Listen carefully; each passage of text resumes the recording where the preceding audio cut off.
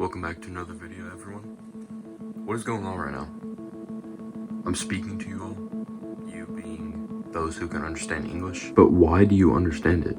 How did we get to this point in time of language? Why do we all agree when someone created words for different thoughts?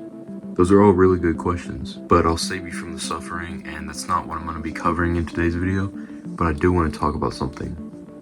Languages. Do you ever wonder what your native language sounds like to foreigners?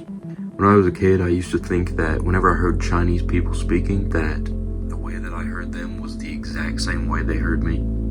Pretty weird, I know, right? I was a weird kid, still am. In English and many other languages, excluding Polish, vowels are essential, but if you take the vowels away, it becomes unintelligible to listen to, as well as to read. Just kidding. Most of the time, if you remove vowels, you can still understand what it's saying by reading it. Take this for an example. Okay, that one was kind of easy. It says, hey, how are you doing? But what if we put the vowels back? Mix them up a bit. Now we have hypoglycemia. This is the word used to describe the intelligibility of reading sentences.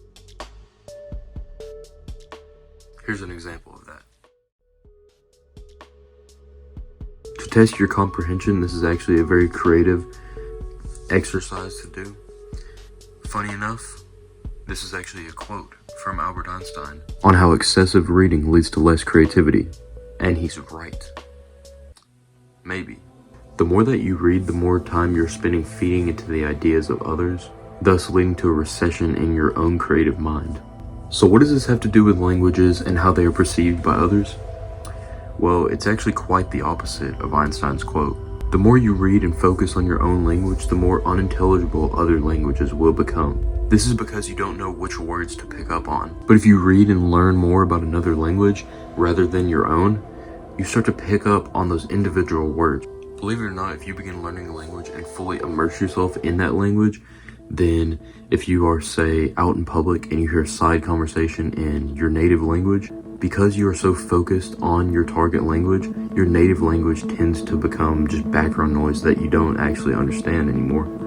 If you go to the YouTube account, That Japanese Man Yuta, last year he uploaded a video titled How English Sounds to Japanese People. This video really puts it into perspective as to how English sounds like to other people. Another one of my favorite examples of this is a video titled What English Sounds Like to Non-English Speakers. And the top comment really sums up this video. It's so weird how I can almost understand it. Almost is the reason things are disturbing.